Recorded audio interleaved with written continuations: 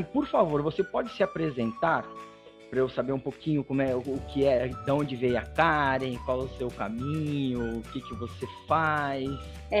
Sou a Karen Nashiro, eu sou daqui da cidade de Mauá, no estado de São Paulo.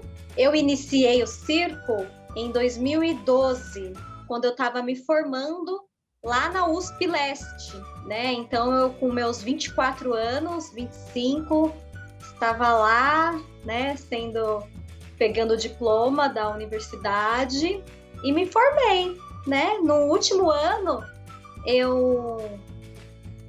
foi em 2013, eu acho. Então, eu tô copiando ali. Foi em 2013 que eu me formei. Eu sou formada em licenciatura em Ciências da Natureza. E esse curso, ele é muito amplo, né? E eu pesquisava matemática. Então, eu trabalhava com história da matemática. Fiz iniciação científica, né? E aí, no último ano, eu fiquei um pouco decepcionada com essa carreira acadêmica. E um amigo que fez o curso de Ciências da Atividade Física, sim, ele que me indicou fazer circo. O Luiz França. E aí, por acaso, eu encontrei ele lá no campus da IASH e ele fazia capoeira. E aí ele falou, eu dou aula de circo também, aparece por lá. E aí fui, né, por acaso, conheci o circo com ele. Eu era professora de matemática, dava aula em cursinho preparatório para o vestibular. E fiquei quando eu conheci o circo, eu fiquei ainda nessa, né? Dando as minhas aulas no cursinho, que eram 2 dias, o dia inteiro de aula. Sim. E 3 dias treinando. Treinando no galpão do circo, lá na Vila Madalena, num projeto social chamado Aprendiz de Circo. Sim. Que eu fui e me inscrevi, né, nesse projeto chamado Aprendiz. E aí, quando eu cheguei lá, eu não passei no processo seletivo. E aí, eu cheguei lá, as pessoas já sabiam, já faziam. E aí, não passei. Mas aí, alguém desistiu. Eu fui chamada e aí me dediquei a esse curso, que foi meu primeiro contato mais forte, assim, com o circo. E aí, decidi largar de vez a carreira de ser professora e me despedir dos meus alunos, falando boa sorte, né, nos vestibulares, mas existem outras opções na vida. Eu lembro até hoje do meu último dia de aula com eles, porque foi uma despedida bem, bem emocionante, assim. Buscando esse gancho de trajetória, qual que foi a sua trajetória, assim, após essa sua formação? Você teve uma trajetória artística? Como é que foi isso? Sim, aí eu fiz o galpão, comecei a dar aula, né? Comecei a dar aula de circo, me aperfeiçoei nesse projeto. E antes de fazer circo, eu não fazia nada de atividade física. Mas eu nunca fiz atividade física antes do circo. Comecei no projeto Aprendiz, no galpão do circo. Me vi como volante, né? Uhum. Então, logo no galpão, eu tive aí alguma coisa no meu corpo que me ajudou, que facilitou a minha aprendizagem como volante, né? Então, eu não parava de mão, por exemplo. Não conseguia parar de mão no chão. Mas Nossa. Eu fazia mão a mão e várias outras coisas. Eu tinha muita facilidade com equilíbrio. Arame, slackline, bolão, rola-rola. Você sabe que, pelo seu nome, você tem uma matriz japonesa, né? Sim. Tem, né? Por incrível que pareça, eu percebi isso. Acho que a genética ajudou em alguma coisa, né? O oriental, dentro do circo, ele é famoso por conta do equilíbrio. Você sabia disso ou não? Não. Eu sei porque os japoneses, né? Você olha assim, os chineses, né? Você fala o chinês, é coisa de chinês. O oriental né? Mesmo. O oriental, ele tem até na história do circo, assim, se você buscar em algumas literaturas. Então, o circo, ele tem muita história humana, assim, sabe? Traz a acrobacia, ela não vem do nada, ela não veio do além, ela não cresceu por um acaso, ela já teve motivos por que existir e já teve um significado muito grande dentro da história, né? Dentro do circo, além de você dar aula, você seguiu em grupos teatrais, você entrou em circo, você participou de alguma apresentação? Ou participa Sim, até hoje? Quando eu fiz o circo no galpão, eu ia fazer uma temporada com a Cia Lamala, né? Que é de mão a mão e tal. Na época, a Marina estava grávida da Dora. Aí aconteceu que eu treinando, quebrei meu pé. Puxa vida. Ia ser a primeira vez que eu ia fazer uma apresentação mais profissional. Parei tudo, fiquei 3 meses em casa, sem fazer nada. Aí, por acaso, abriu o processo seletivo na Nacional. E o ano que eu prestei tinha uma particularidade que pessoas acima de 24 estava livre a idade. E aí eu tinha acabado de me recuperar de uma lesão no pé feia. Tô com um parafuso e uma placa, né, um pino. Eu fui a primeira turma com a formação de 2 anos. Filmei, passei na Nacional, então eu tive um contato muito grande, vi os aparelhos, né, os quadrantes coreano, quadrante americano, voos.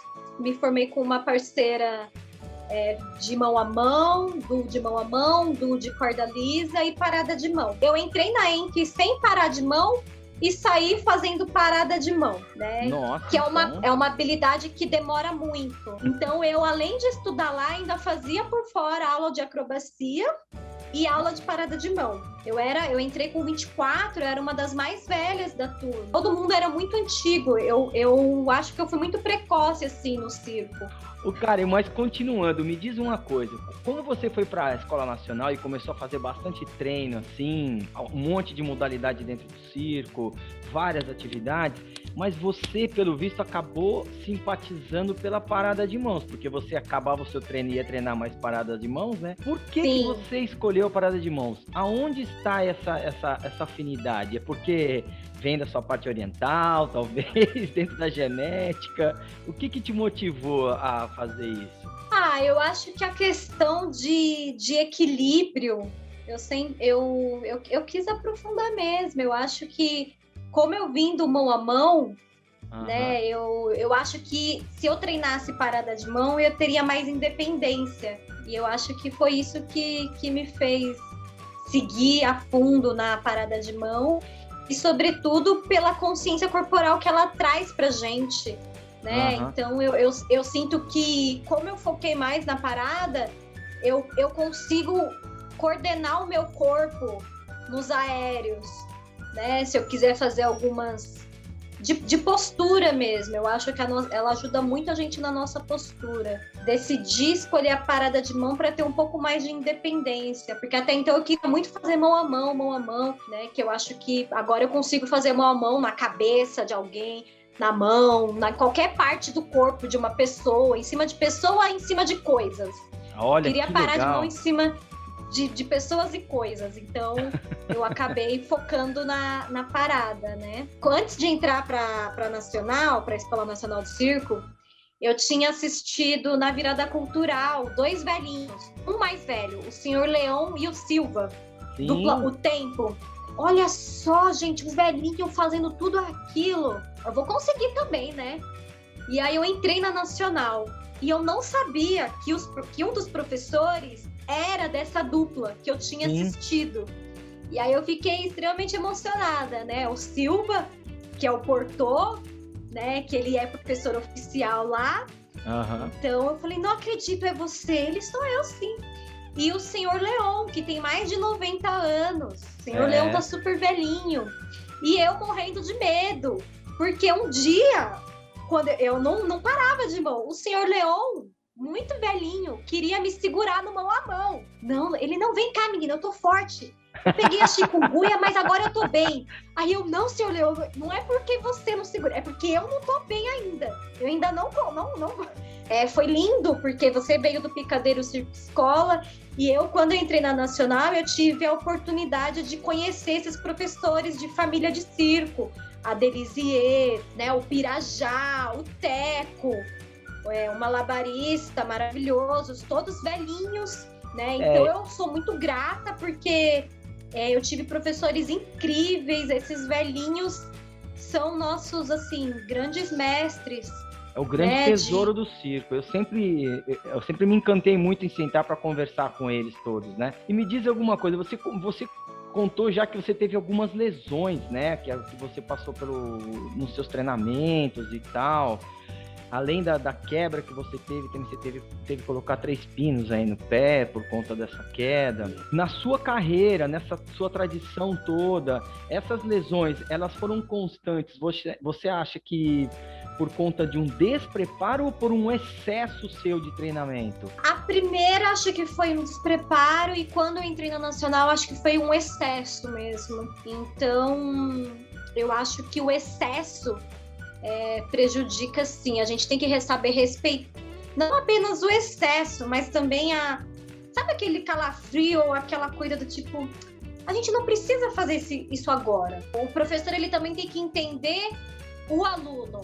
Você também tem que, às vezes, o aluno não está pronto. E a gente tem que entender um pouco da história desse aluno. O aluno não vem zero. Ele traz uma bagagem, ele traz coisas. Sim. Então, acho que isso também foi uma coisa que agravou nessa minha lesão.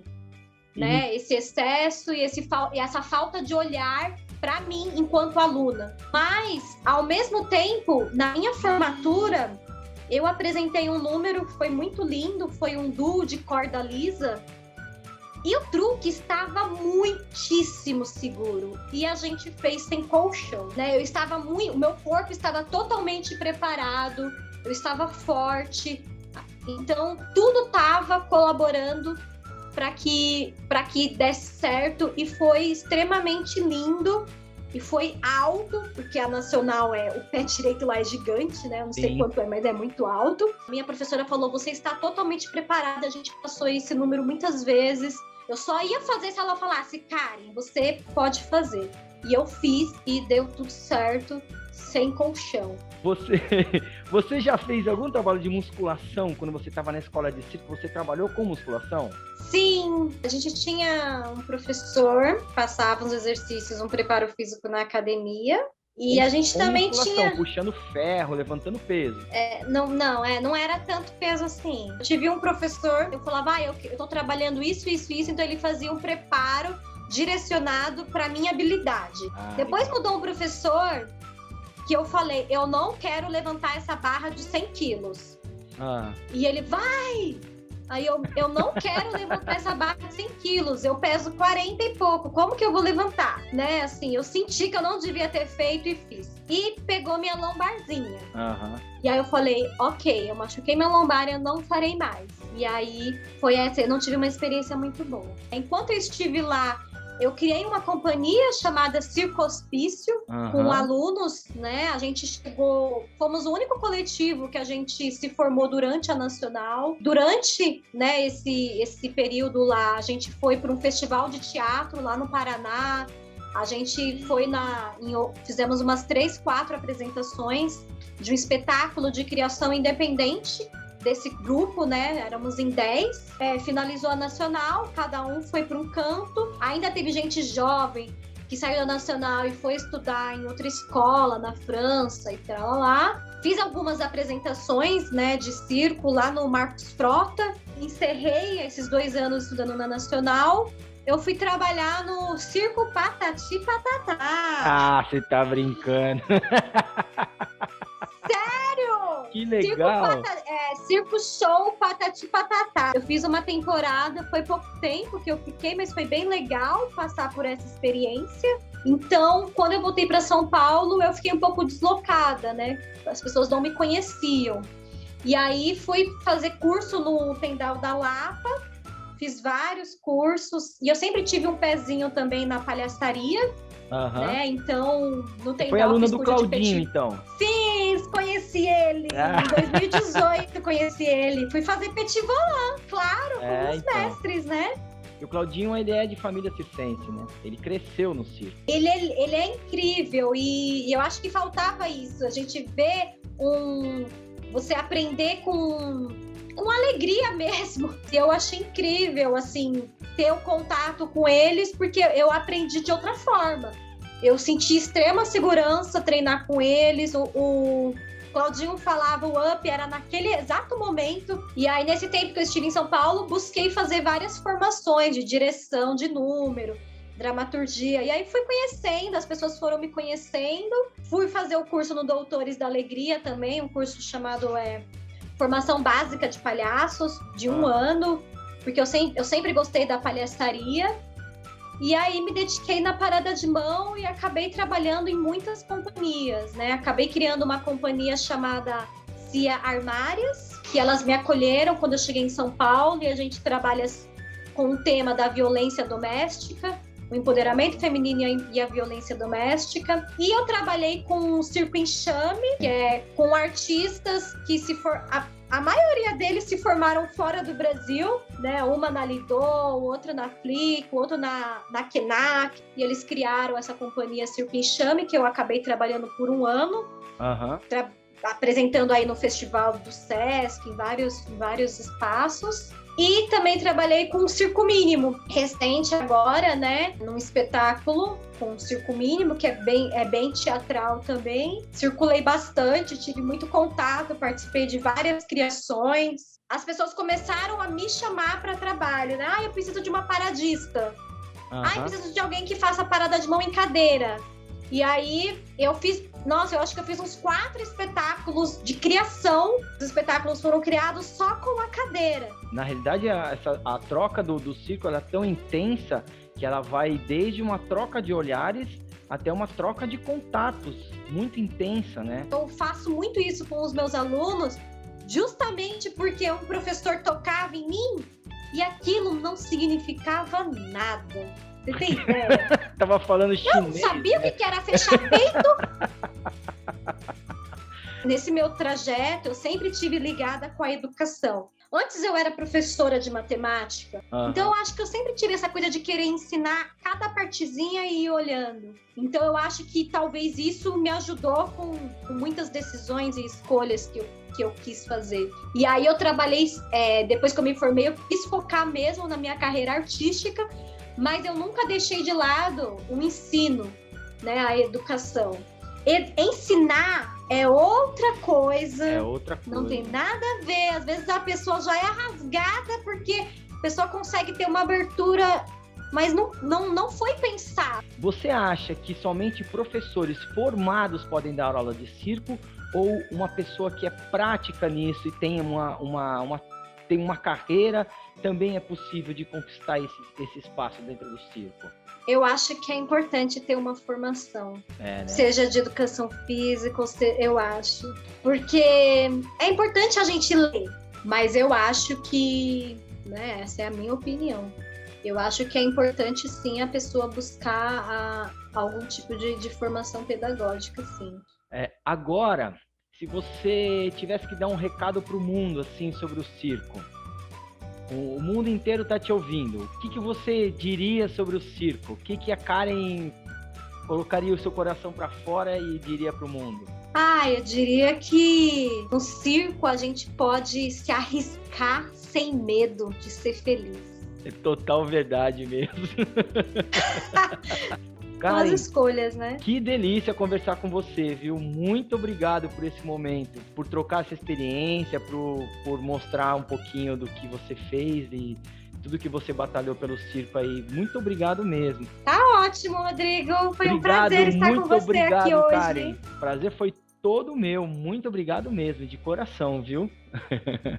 Fica bem aí. Você também. Até a próxima. Tchau. Tchau.